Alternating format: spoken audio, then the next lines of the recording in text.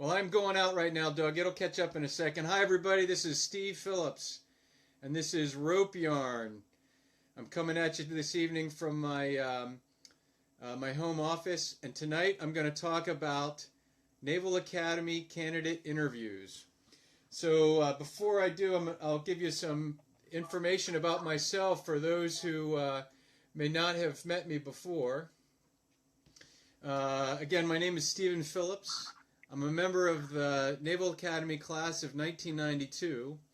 I'm in the middle of 3 generations of Naval Academy graduates, and I've been a sponsor for many years. I retired from the United States Navy Reserve as a commander after a career that included both surface warfare and explosive ordnance disposal. So I served as an EOD tech and then also intelligence. And I'm an author of 2 novels. The first one is about the Navy's EOD community that's entitled Proximity. And the second one is a novel about the Naval Academy that's entitled The Recipient's Son, published by the Naval Institute Press. So growing up in the Annapolis area, and as I said, middle of 3 generations Naval Academy graduate, I like to give advice to candidates whenever they're applying to the Naval Academy. And so I thought I'd come online and use a Facebook Live to talk to a wider audience and share that information.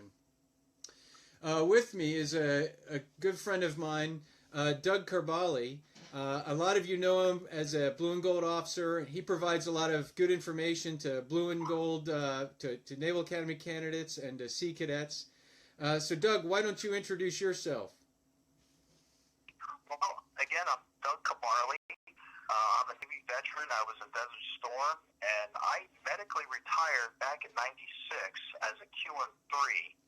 But in the Sea Cadet program, I'm a lieutenant commander, and I'm the commanding officer of the Nighthawk Squadron out of Vienna, Ohio. And primarily, I enjoy both worlds, and I figured since there's some way I can combine both with the Academy and with the Sea Cadet program, it's just fun and exciting for me. My daughter was a Sea Cadet. She graduated as a chief, and she was also part of the class of 2016, and now she's a Marine in Quantico as a second lieutenant. Fantastic. So another guy with a Navy heritage. Oh yeah, so my grandfather was a master chief, and later on as a chief warrant officer. My dad was I grew up military. Both my parents were military. My dad retired as an Army captain, and my mother retired as a master sergeant from the Air Force. Holy cow. Yeah. Multi-generational. It's interesting how often that happens, right? That it's like passing on family business that people join the military. Well, look at your son. I mean, he was a brigade commander, and quite frankly, he was impressive. So. That's right. Well, thank you very much. Yeah, so pride runs deep, right? That's right. So a word on procedure tonight for those who are watching. I'm going to discuss this topic of preparing for a Naval Academy candidate interview. Doug, who's on the line, is going to add insight and commentary along the way. We're both going to look to the Facebook Live video for possible questions from the audience, and we'll respond to as many of those as possible. Also, later on, I'm going to post the video to my YouTube channel, and if you look online, you'll see Stephen Phillips, and so it'll merge that way. And then later we can respond to questions that we may not necessarily be able to respond to during the video. And also, we can come back later, days from now, and respond to questions that are posted later on. And so we will, if you put a question on there, we will cover it for sure. So if we don't necessarily cover it this evening, or if you're getting to this Facebook Live video later on, tomorrow, some other time in the future, post your question and we'll get to it. So again, for some background, what I wanted to do is I want to help prepare those who are applying to the Naval Academy for their candidate interviews. This might be the interview that you're doing with the congressional staff or the senatorial staff. It might be a Blue and Gold interview. And in fact, I think some of the techniques and some of the things that I'm going to talk about will help you if you're applying to any college interview or any job interview in the future. The first thing that I need to say is the basics. You should dress for success. You should dress to impress. And for an interview, that normally means business attire. So I would suggest that for the young men, for example, the minimum that you want to show up with is a blazer and a tie. Probably the maximum then is a suit and tie. You don't want to show up in black tie. But for guidance, what I recommend that you do is either Google the term business attire or visit like Emily Post online, and they'll give you some guidance on, what's the right accoutrement to have when you're going in for an interview if you're wearing business attire. The second thing is timeliness. There's a saying in the military, and that is to be early is to be on time. So we all encounter those challenges in life. There's been a traffic accident, you get a flat tire, what have you. The key is showing up to your candidate interview is a very important moment. Put in the extra time so that you can react to some kind of a casualty between, your house and getting there, and then that way you'll make sure that you make it. So, to be early is to be on time. So now what I'm going to do is I'm going to discuss some common interview questions. I'm going to put these out so the candidates can consider them now and prepare some responses. There's a way that you can almost think about what your answers are going to be and respond in kind, prepare those responses, and then you'll be more comfortable in the interview. Your answers should always be forthright. They should always be your own. But you also have to realize that you're walking into an environment where what you're trying to do is demonstrate to those who are conducting the interview your suitability as a candidate. As you do this, one of the things that I suggest is you avoid one-word answers. Always provide additional answers to your question. The answer should not be simply yes or no. It should be yes and then amplifying information, for example, or answer the question but provide amplifying information. And I'll give you some examples of that as we move along. Before I proceed, let me ask you and answer it from your own heart. No matter what, your answer probably has an element of a desire to serve in the military as an officer. After all, that's what sets the military apart and the Naval Academy from civilian institutions. So this will serve as a good way also to describe what major you're interested in and also what field you want to answer, which are two other natural questions. So you could find yourself answering almost three questions in one. Okay? So if somebody says, why do you want to attend the United States Naval Academy? Your answer might be, well, I'm attracted to the academic challenges of the United States Naval Academy's Aerospace Engineering Department. And I hope to learn what I use there to support a career in the Marine Corps as a pilot. So right there, you've told the interviewers a lot about yourself, what major you're interested in, that you like that you're choosing the Naval Academy in part because of its academic challenge. You recognize that there's service afterwards, and you've already thought about what your career might be when you graduate. And recognize that they're not going to hold you to it right then, but they want to know that at least you've been thinking about it. So then another question that is common is, what have you done to prepare for life as a midshipman?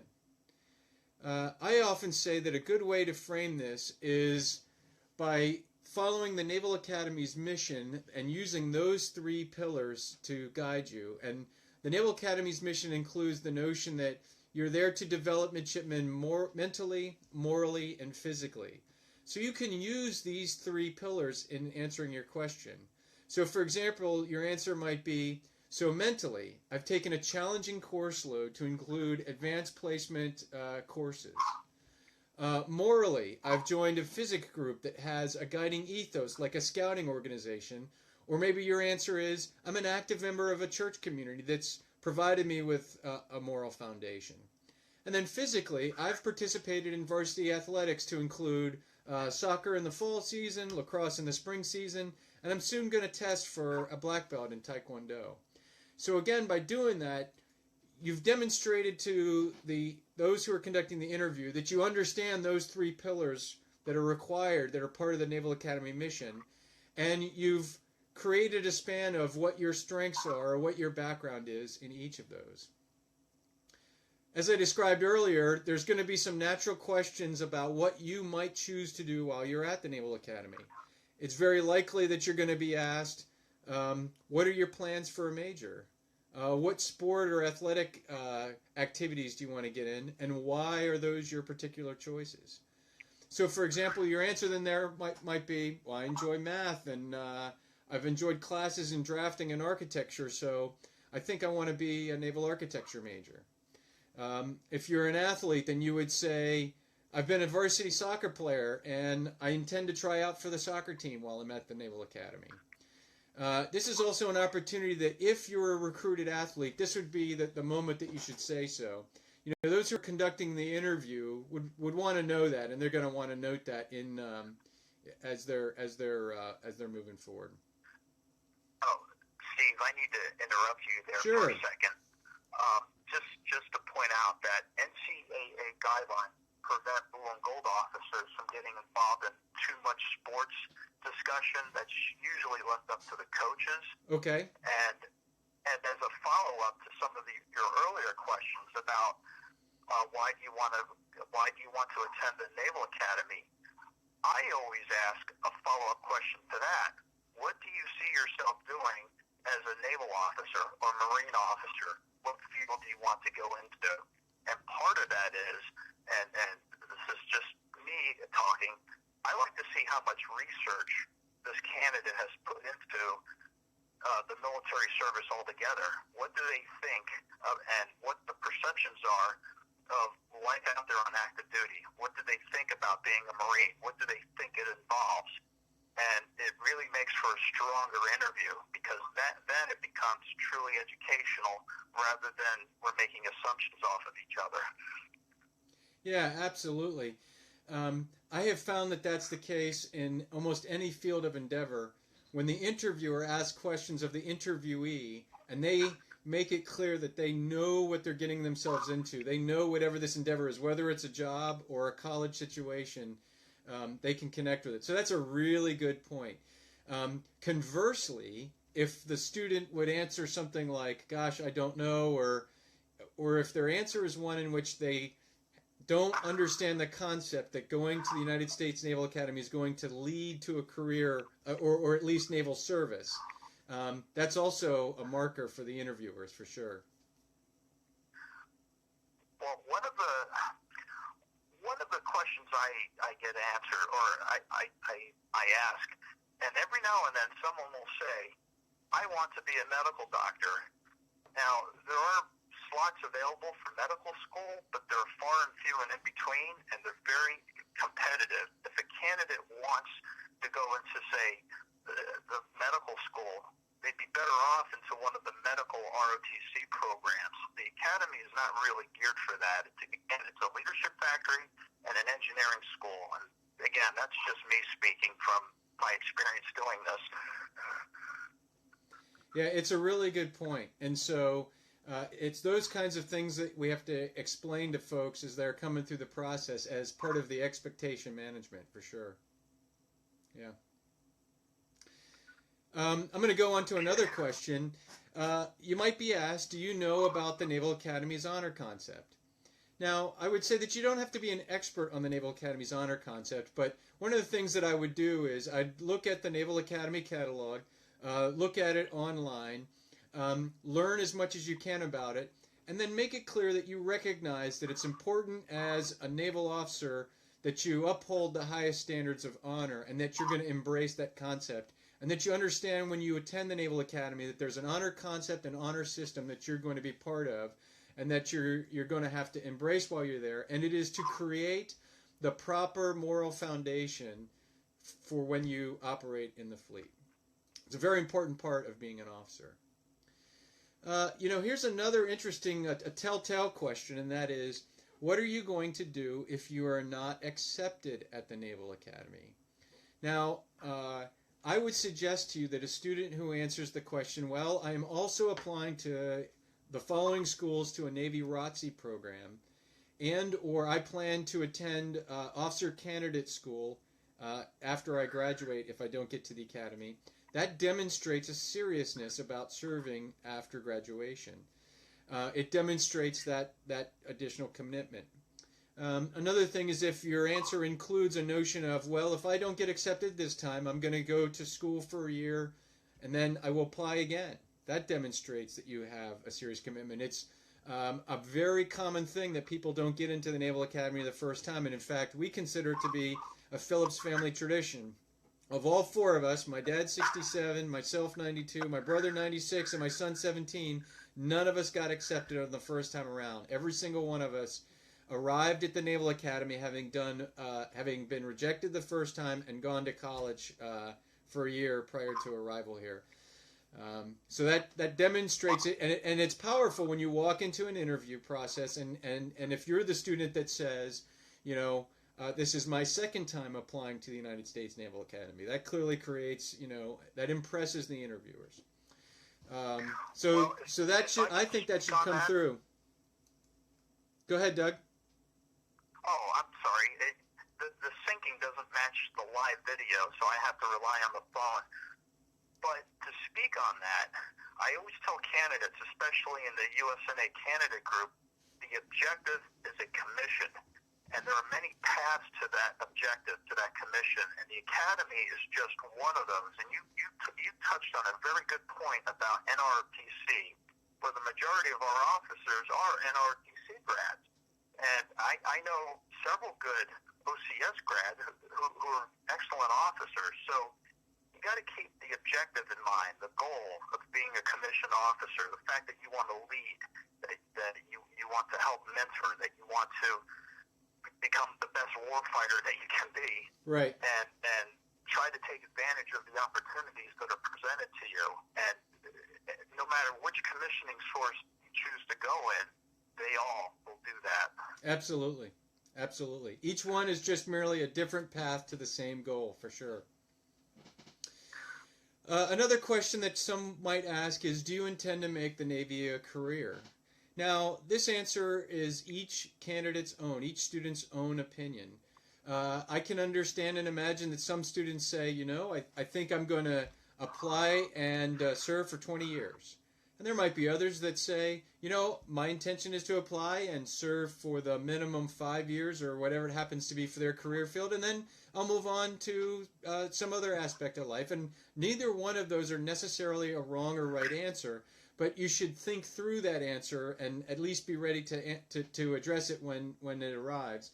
One thing that's interesting is I have found that often people who have a notion on day one of they're going to make it a career find themselves moving on to other things, and vice versa. Those who come in and think, I'm going to do this and I'll serve for a couple of years and then get out, they often end up staying. So it's also interesting about career fields. You'll find that people who show up on day one and say, I'm going to be a submariner, graduate as Marine Corps pilot. So it is what it is. Everybody's journey is different, right? So I'm looking on my Facebook Live page, Doug. I don't see any questions right now. Do you have any popping up?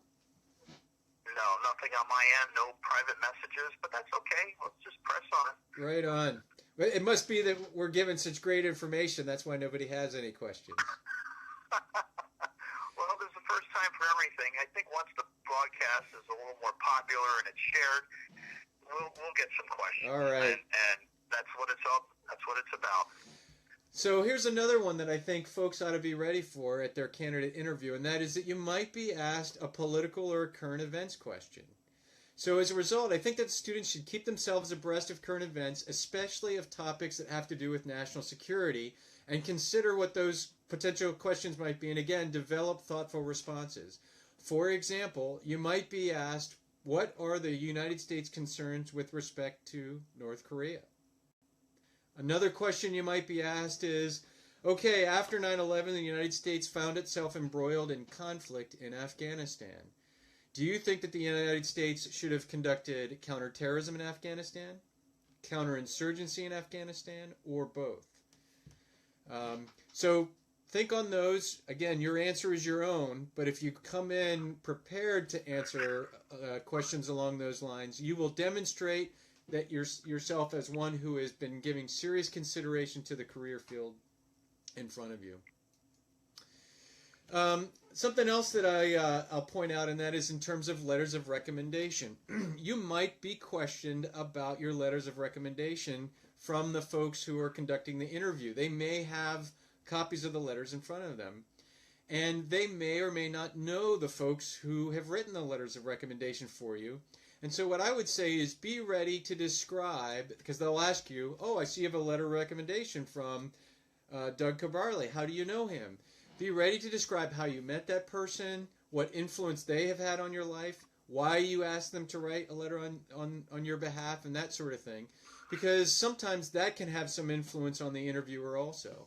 Clearly, the reason you choose someone to write a letter of recommendation for you is you think that they have had influence on you, and they have the ability to influence somebody else to suggest that you are a strong candidate. So here's a real... Go ahead, Doug.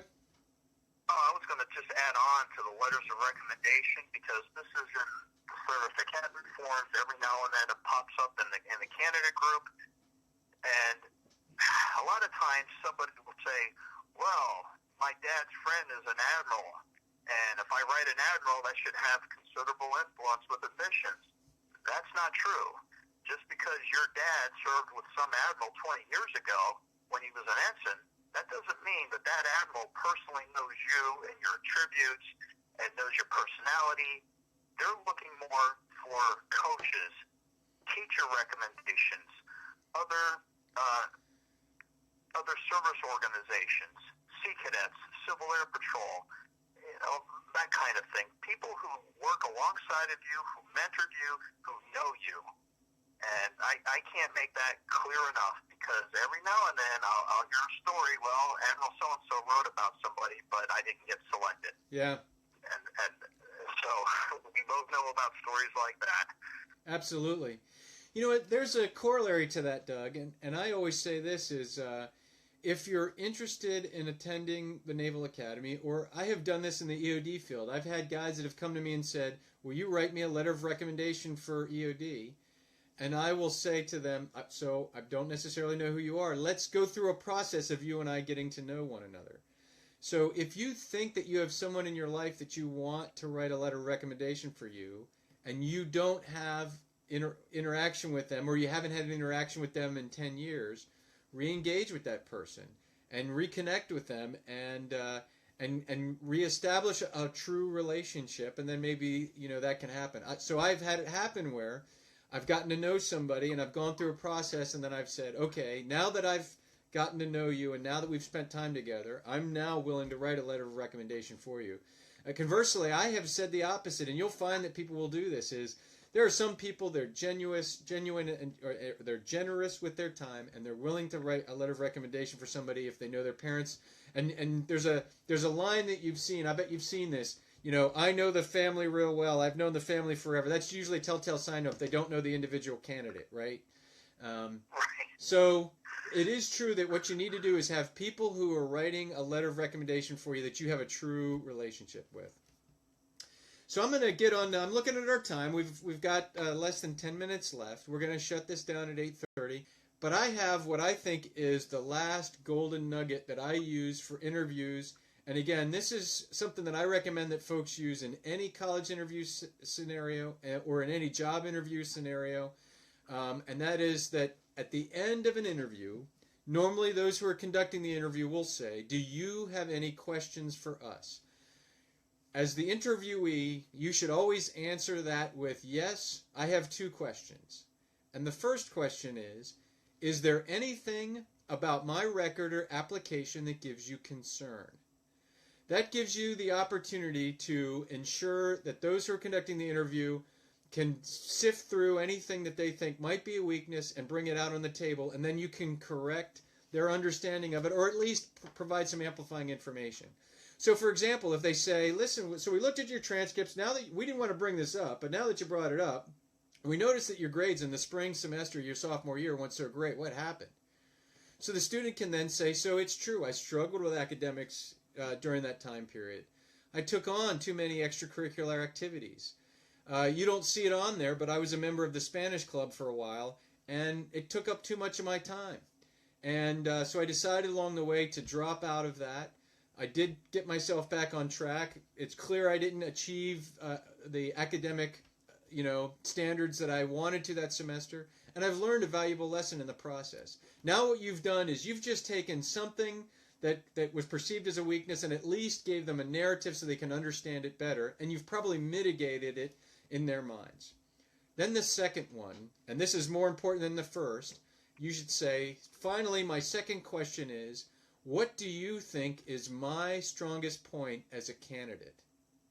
So what this does is it causes the people who are conducting the interview, when they answer this question, they're going to say something about you that's wonderful, that's strong. For example, they might say, I have noticed that you're an Eagle Scout, and I was an Eagle Scout myself, and I know the work ethic that's required to do that, and therefore, I think that is, for me, one of the things that's a strong indicator of your ability to be a successful midshipman.